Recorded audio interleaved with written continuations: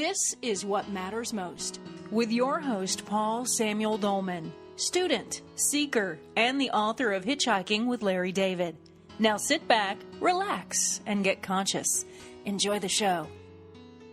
Welcome back to What Matters Most, my beautiful global audience around the world. We love the feedback, and we try to answer every inquiry and guest suggestion. We appreciate you. It's a worldwide love network. Today's guest, Art Nieves. Thanks so much for coming on, and welcome to the What Matters Most family. Thank you, Paul, and you could call me Art for short. I will call you Art. Art, will you tell the worldwide audience what you do? It's fascinating.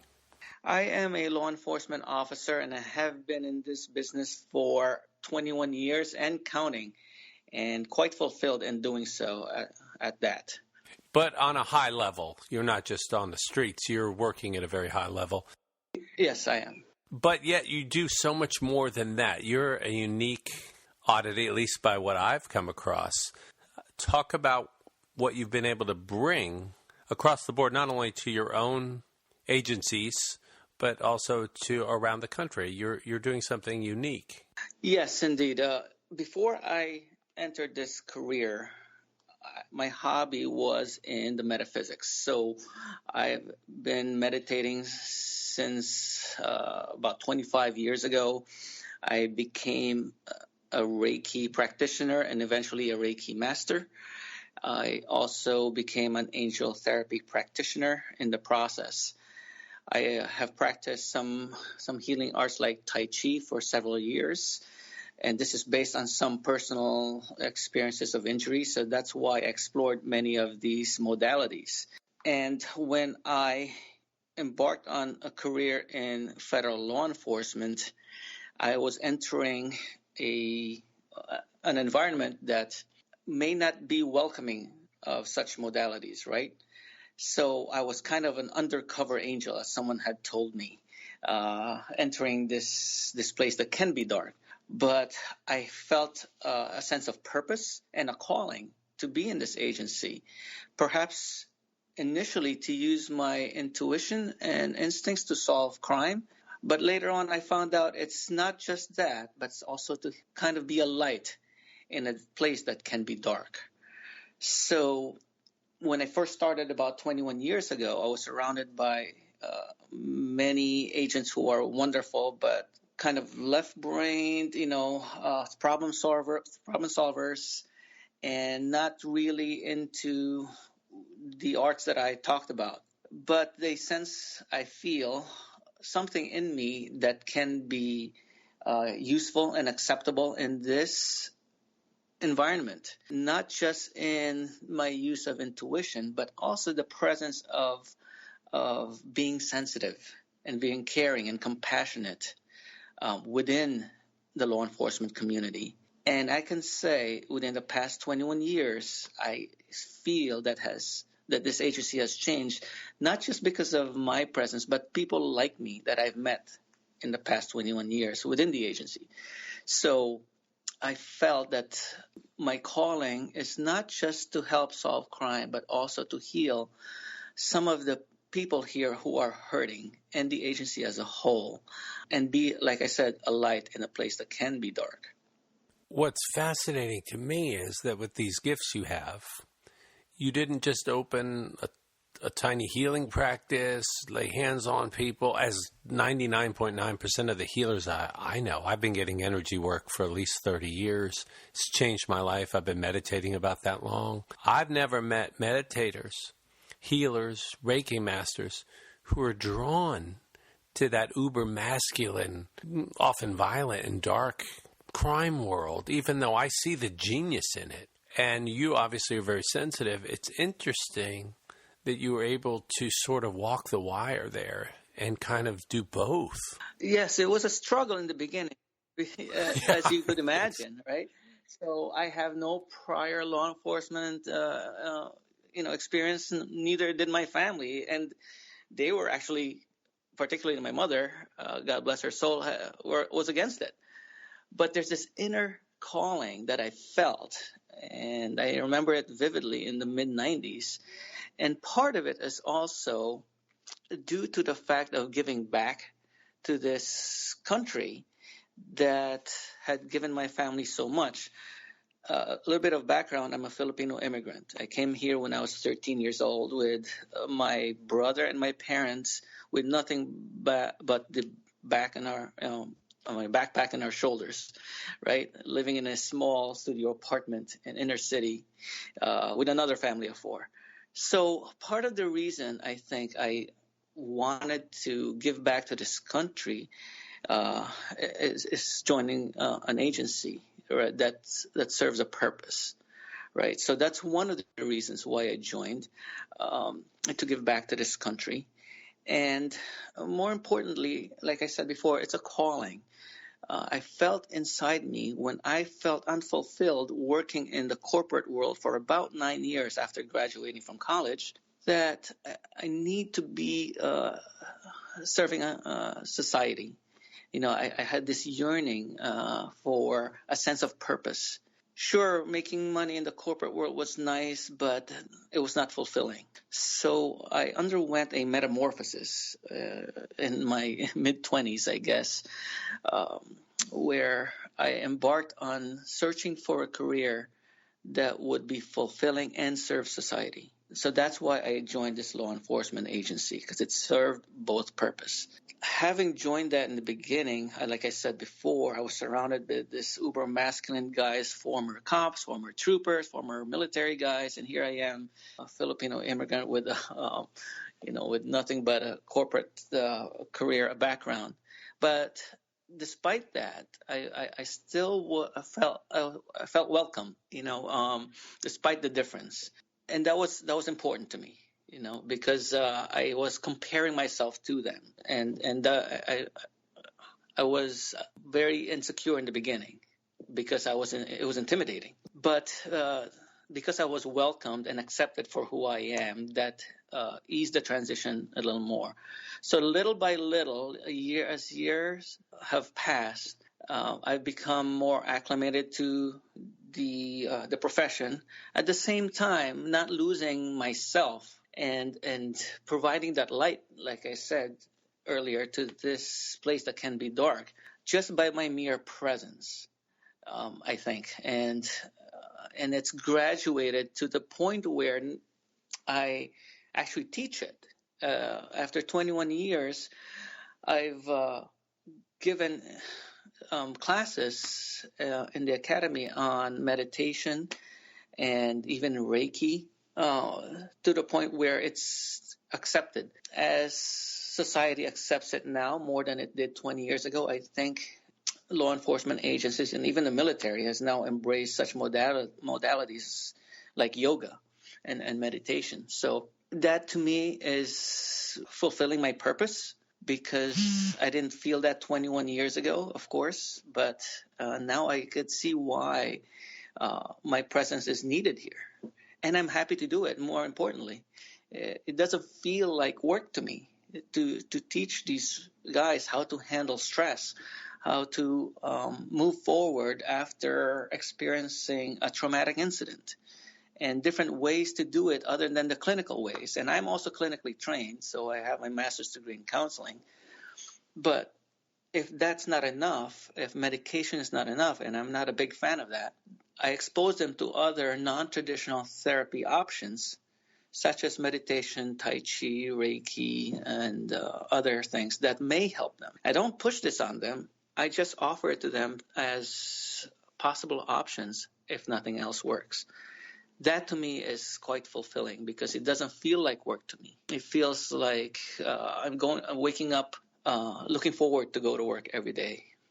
What have you seen as these practices have been incorporated? What kind of shifts, both individually and departmental and agency-wise? So I teach police officers from across the country, sometimes from other countries as well. And one of the things I've asked them to do after exposing them to these modalities, and also talking about other subjects such as post-traumatic stress disorder, suicidal ideations, and addiction, and how to handle their fellow officers who are suffering from these maladies, right? So one of the things I asked them to do is come up with proposals for their own agencies so that they could incorporate some wellness plan, if you will, or if one exists, to enhance it so that they could help their fellow officers. And these officers, some of them are police executives, high ranking, are in positions to change policy. So I asked them if there was a way to change it, to improve it, based on what I've taught you, what would you change? And each agency is different, so they know their people more than anyone else. So after I've exposed them to various subjects, how to handle stress, from post-traumatic stress disorder to suicidal ideations and addictions, what would you tweak within your wellness plan if one exists already, or how would you start one, given the audience that you have, given the people that you have in your own agency? So they've come up with proposals, which some of them have submitted to their agencies to change, their approach in handling stress, in handling trauma. It's so fulfilling to me to realize that I'm creating this change with the help of my higher self, of course, and a very spiritual, as you would know. Create that ripple effect of change throughout not just the country, but throughout the world. As I mentioned, I've taught some international students as well. And I don't expect anything in return, and in some of the classes I've taught, I've provided Reiki demonstrations. And at first I was hesitant about doing it, but a fellow instructor coerced me, says, go ahead, do it, right? So I did. And knowing my audience, I was hesitant, but I did it anyway. And much to my surprise, it was well accepted because of some of the amazing results from just the demonstrations. And these are just 5-minute demos where I would have the student come up in front of the class and lay down in front of the table, on top of the table, and I would provide a 5-minute demonstration of Reiki, and I would feel something in them, and I would just leave my hand over that part of their body, which I felt some imbalance. They would come up and say, wow, my knee feels better, or my shoulder feels better, and not knowing what I did. And I don't touch them physically. I hover my hand over their body about a few inches, and I feel that for me that works best for me, and not all Reiki practitioners are the same. Some actually touch the body, and I don't do that because I don't feel the energy that way. So I feel it when it's high, when it's raised.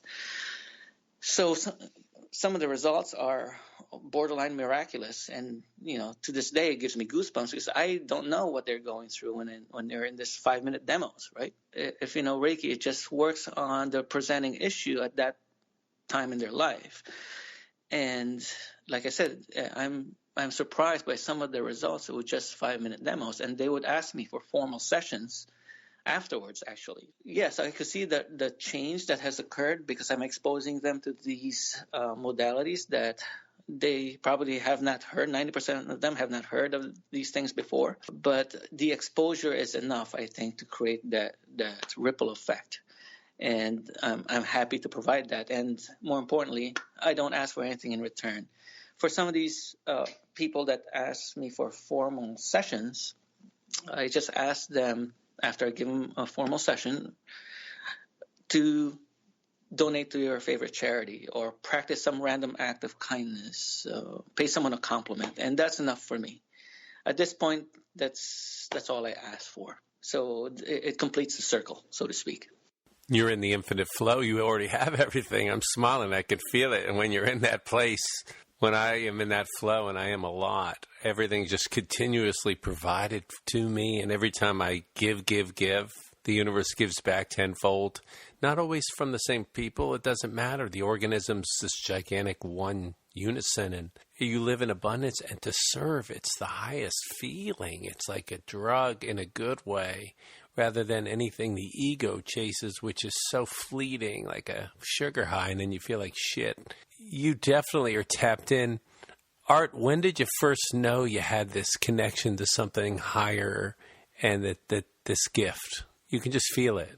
Well, I think it was, as I mentioned before, during the mid-1990s when I had this yearning for change. And then when I say change, it's not just a career change. It's a metamorphosis, body, mind, and spirit. I was not happy with myself. The art that I know now is totally different from the art I knew back in the 90s, almost 180 degrees. And this is why. I felt unfulfilled in every part of my life at that time. So I decided to make a change in every part, physically, spiritually, mentally, intellectually. So I embarked on starting with physical, and I'm not a fast runner. So I said, I'm going to start running. So I actually ran my first race, which is a fun run for kids, which is about half a mile. I remember this vividly. And I was the only adult in that race, and I felt so accomplished finishing it. And sadly, I was not the first one to finish. There were some 6-year-old kids like running past by me. But I still have that red ribbon of a fun run that I ran, for half a mile, because it was the catalyst for the change that I was going through. So I started with that and started running 5Ks and 10Ks, and not meaning to win the race, but it's also about self-improvement. And then I made a list of things that I was fearful of. And I made a concerted effort to conquer these fears, because my momentum is starting to change for this positive change in my life. I was afraid of heights, so I went skydiving. And I was afraid of driving a manual transmission car, right? So that was the depth of my fears. So I bought one. I bought a car with manual transmission. So this may be so menial to others, but it was very important for me to conquer these fears. Went to an outward bound survival trek for 8 days in the Appalachian Mountains. So that was quite a feat physically and mentally for me. So here I am embarking on these changes, and I said to myself, what else can I challenge myself with beyond the physical, the metaphysical? So I always had this yearning, there's something else to us other than this physical carbon-based body. And I always had this inner knowing that we are spiritual beings having a physical experience in this earth. So I embarked on intuition development classes.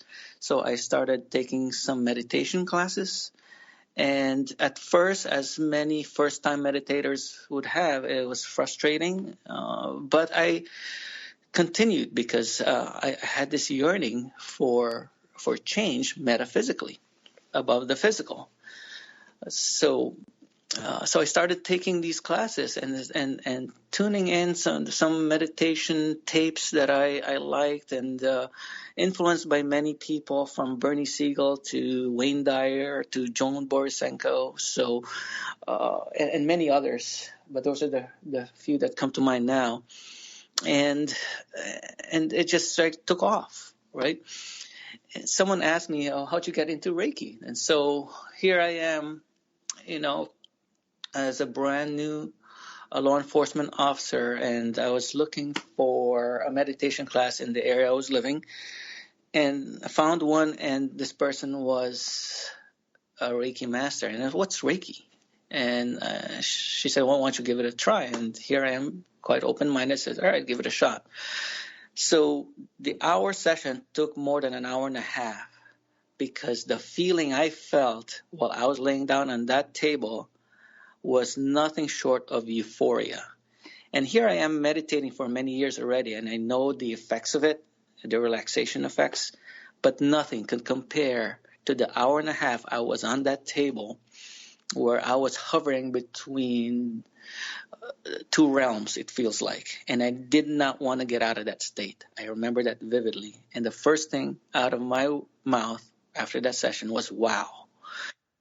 So I felt that was not my next calling, So I wanted to learn that, because I want others to feel the same thing I did in that hour and a half on that table.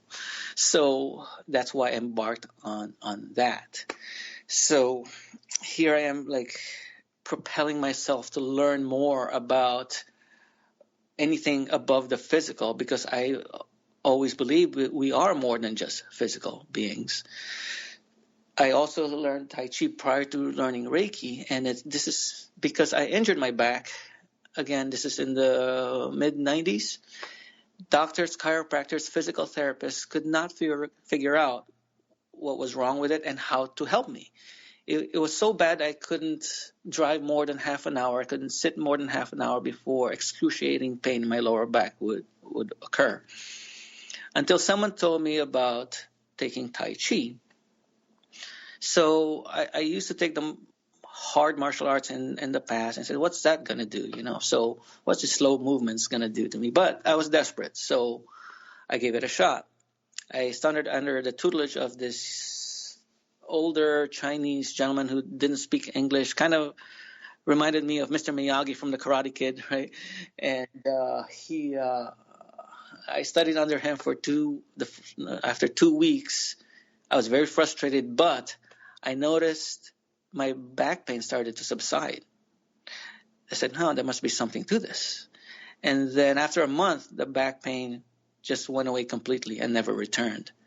So I wanted to actually go back to my primary care physician and tell him, hey, this works, but I didn't want him to charge me for an office visit. So I didn't want to do that. But anyway, so I continued, and there must be something to this. So 6 months later, I noticed my level of patience increased exponentially.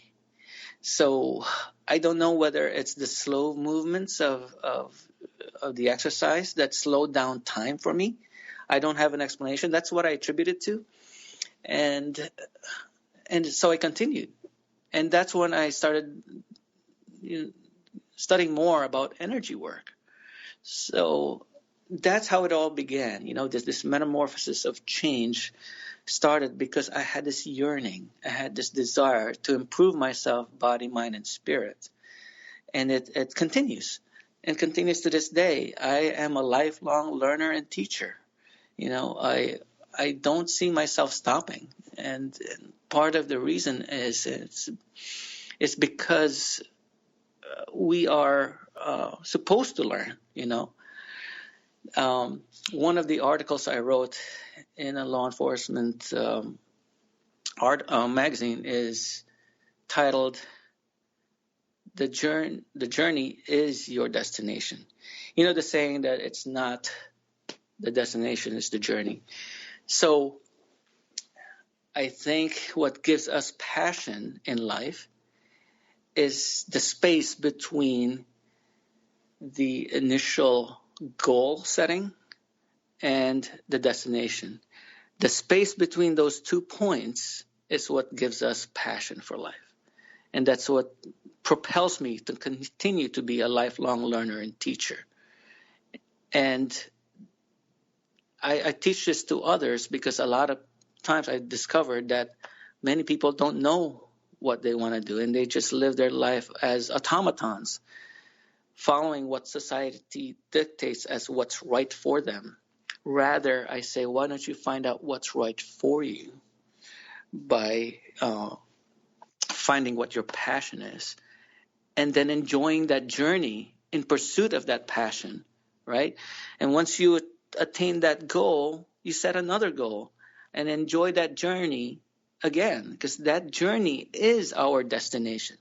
That is what gives us life. It's not the destination itself, as the saying goes, but it's the space between those 2 points is what propels us to be happy and successful.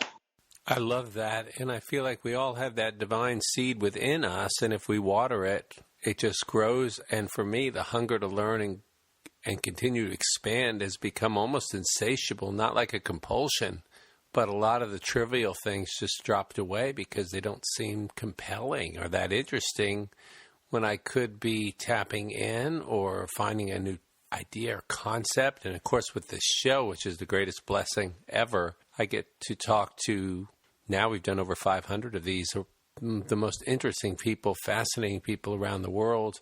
And really, all I'm doing is remembering who I am and reminding myself, more my linear mind and deeper, what I am, that I'm not, like you say, I don't believe I'm the carbon star suit, the name, the limited story, or the identity or the role, no matter how interesting or wonderful this lottery life has been, that I'm ultimately mysterious, ineffable, but I'm here, so I'm not going to be too out there. I want to be grounded and take care of life business to free my spirit and soul up to explore these deeper mysteries.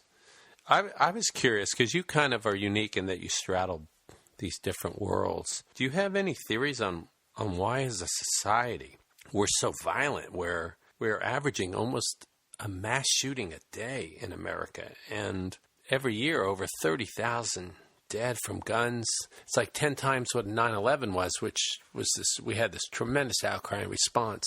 And yet it just seems, maybe to my layman's eye or view, I know things are getting better, consciousness is evolving, but it seems like we are really violent. I know you've contemplated this. Do you have any theories or thoughts on this?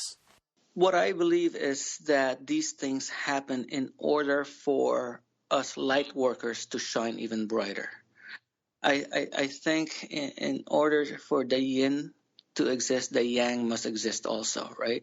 So these events, unfortunate as they are, I believe occur larger picture, from a universal picture, in order for us to shine even brighter.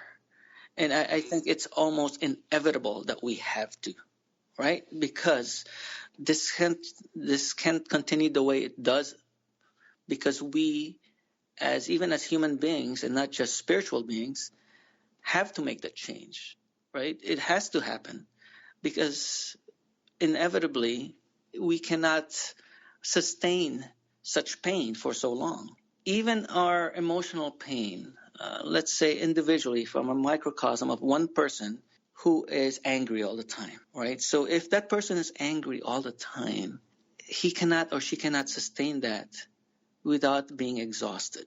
Similarly, in a universal scale, such pain cannot exist indefinitely unless some light or some healing occurs. So that's how I look at it, and that's the approach I'm taking. I'm a big believer in the law of attraction, and what we think about, we bring about. So I dwell on what is good in life rather than what is not so good. There was a saying that Mother Teresa was asked if she wanted to join an anti-war rally, and she declined. She says, no, but if you have a pro-peace rally, I'd be happy to join you. So the message is the same, right? So the message is the same, but the approach and the energy is different. So similarly here in this universal scale, if we focus on what is good in life, that's what we will bring about. The media, of course, doesn't help. Social media doesn't help. It attacks people's fears. And I like the acronym that many have, these gurus have talked about. Fear is nothing but false expectation that appear real. And people dwell on it. People dwell on it. As Tony Robbins said, there's a need to avoid pain stronger than the desire to gain pleasure. So we're more so defensive than rather be offensive in our approach to staying positive and seeing the light in others rather than the darkness in others. So my approach is always, the glass is always half full, and I will continue to fill that glass, because I have no other choice but to. It doesn't hurt, it doesn't cost anything to be kind, to be compassionate, to be friendly, to pay a compliment to someone. This summer and this year actually has been a well-traveled year for me. So I've traveled in so many places, and I engage people in conversations, whether it's the Uber driver or it's the ticket counter in the airport person who handles that. And it's just a mere compliment, a mere compliment. Hey, nice tie. Hey, how's your day today? You seem a little off. And that just creates a conversation. And to the point where I will leave them with a smile on their face. And that'll create that ripple effect of change. They would go home and spread that light to their family and friends and coworkers. And same thing here at work. So it doesn't cost anything to be kind. In fact, it's a win-win. You would feel good as spreading kindness, and that person will feel good, and it'll create that ripple effect, like I said. Yes, to answer your question, is there a theory? I don't know if there is a theory behind why this is occurring, but I think that in order for it to change, light workers have to shine brighter. And for light workers like you and I, it takes no effort. It seems so seamless for us to spread kindness and love, and without expecting anything in return. Thank you for that compliment. And I like what you said. I tend to agree with it. I just wanted to hear what you said without interjecting first. And to me, this is the eternal, infinite, divine play of polarity. And we have this vast spectrum of unbelievable kindness and compassion, which I see everywhere. I see it in you. I see it, just everything's miraculous. And then it's like a different channel where there's all this violence, mayhem. But I can move through the world. I get to pick the channel, my own frequency, and then move through the world accordingly and almost not be against anything, like Mother Teresa beautifully said. I'm not against darkness, but if I'm shining myself as a bright light and I enter a dark room, the room lights up, the darkness vanishes. I wasn't against anything, but my mere presence from the source as a vessel. I'm not the light. I'm just the vessel, the bulb. I don't identify myself as the vessel. I'm the eternal electricity, which is beyond my mind. And just be that wherever you go. And life is magical and miraculous. You're happier. I've done something very interesting the last 2 weeks. 0 news, 0 Twitter, 0 negativity. And wouldn't you be shocked to know that I feel about 1 million times better and happier and sleeping better? And I notice less self-judgment, more patience, a general well-being. I still see that aspect, the ego that's, oh, please let me know what the bad guys are doing so I can get mad. I'm like, no. Like, no more bad food for you. And no more toxins. I used to do it under the guise. We've had unbelievable people here. I believe in activism and advocacy. If I saw someone kicking a dog, I wouldn't bless it as universal truth. I'd intervene or call you guys. If I see somebody making a bomb, I'm going to call. I'm not going to go like send good vibes. Listen to every moment, but don't have any blanket thoughts. And I love what you did with that. And can I honor... You are an immigrant. I know countless immigrants. And by the way, unless you're part of our large Native American audience, and we've interviewed some very high-up elders, we're all immigrants. And the immigrants that I know, like my grandparents and relatives, came to this country fiercely, fell in love with this country fiercely, have contributed mind-bogglingly. And I just think in a time where it's easy to malign those that are less out of fear, we need to open our hearts and arms and embrace what we truly are and embrace humanity and not make the other alien. There are no illegal aliens on Earth. There are no others. We're all immigrants here. We're all planetary immigrants. And in this country, if you know any history at all, we came here and stole it. So the least we could do, I think, is don't be the bank robber that brags. Share some of that loot and also maybe turn back and help those. What are your thoughts on that as an immigrant? I agree. We are all one, right? So there are laws that still need to be followed, as I did and as my family did when we became legal immigrants. However, I still go back to being compassionate, right? So that's the most important thing. And some of the people I've talked to as a counselor, I used to counsel veterans who are in the vet center, and these are combat veterans who've seen so much bloodshed and difficult situations where they have to make a decision whether to take an innocent life or not in order to save a fellow soldier. So they felt so conflicted about that. Similarly, here in the world we live in today, there's so much conflict in what's the right thing to do. And I always go back to what feels right to you. What do you feel? What is your heart telling you, right? What is your yearning spiritually? And if you are a spiritual person and you're worshiping a God or a higher power, how would you make him or her proud in your decisions, right? So I go back to that.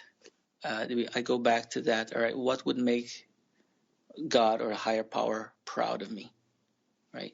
And that's where I base some of my decisions on in all of life. So it's not just in this one topic, but in everything. Because I always go back to me being a spiritual being, having a human experience, and what feels right to me. Now, sure, there are laws that need to be followed, but there are also lawmakers that can change these laws, right? I pray that they have a change of heart to do what's right, what's good, and what would be pleasing to their higher power, through God. I think if we look at it that way in a broader perspective, I think then change can happen. But I always look at it in a way like what would my higher self or what would my Holy Spirit do? And it's interesting, they have the same initials, higher self, Holy Spirit, do in this situation. So that's what I always, if I'm in conflict with something, I always go back to that and ask what would he do in this situation. I like that. It's simple, and I have similar with different language. Whenever I'm conflicted, I just simply ask, what would love do? What would love choose? And usually I know immediately. Now my ego, or the part that isn't loving, will go, yeah, but. No, don't listen to that part of you. But what would love do? And just for anyone listening, I don't advocate open borders, anarchy, we're not there yet. We need structures. But also, I believe, what can we do individually, as towns, collectively, as a nation, what if, as a government, as cities, what as states, what as individuals? That was our mantra. What would love do? Would it drop bombs? Would it create refugee crises? Would it be in great harmony and honor the earth? Or would it exploit the earth and foster its own extinction? For you, the listener, that's up to you to tune in and figure those answers out because they're unique to you. Before we let you go, and this has been fabulous, and I can't wait, I do want to have you back on because I think you and I could talk about a lot of things as we have before the show, quite effortlessly. You're very articulate, tremendous authenticity and wisdom. Thank you for that. But so many people I know, and I have an aspect of me that never wants to meditate. Every day I have to make it. And then when I sit there, it loves it and doesn't want to stop. And then the next time I go to sit, even later in the day, it resists. It's hysterical. It's just resistance. But so many people are listening and they're stressed. Some are on medication. Some don't sleep well at night. Their teeth are grinding. This is an intense place if you're completely mind-based. How would you invite them to at least explore the world of meditation and mindfulness and to sort of ease through, not fight, ease through that resistance that's innate in all of us, even probably the Dalai Lama? Any being that's here has it. That's a good question. I get that question a lot from some of the people I teach. And this is what I tell them. Start out slow by having a timer for maybe 3 minutes and have whether quiet, silence, or soothing music, whatever you resonate with in the background, and focus on one word, whether it's relax or peace or love, whatever word you want. Focus on that one word as you close your eyes. And when intrusive thoughts come, acknowledge them, don't get frustrated, and then let it go and go back to that one word. Just like working out, exercising, it needs practice, right? You're exercising a muscle in order to be strong. So don't get frustrated in the beginning if these thoughts are unending. Just always go back to that one word. Acknowledge the thought, let it go, and then go back to that one word. And then the next day, go 5 minutes in doing that. and the next day go 10 minutes. And before you know it, those intrusive thoughts will slowly fade away, and you'll just be focusing on that one word. That has worked so well that I remember one coworker of mine who was not very spiritual is actually looking for something spiritual meaning in her life, asked me about this meditation. And I told her exactly what I told you. And I didn't see her for another year. And I saw her a year later, and she told me, Art, I have been meditating since the day you taught me how to meditate. And I would like you to know that I am now a published author because of that, because it awoken a creative spirit in me of writing. And she showed me a copy of her book. I said, that's wonderful. I said, that's awesome. I'm so happy for you. And a little bit envious because I'm still trying to write my first book. And she has nothing but good things to say about me, because she would have never known that I would have created that effect in her life.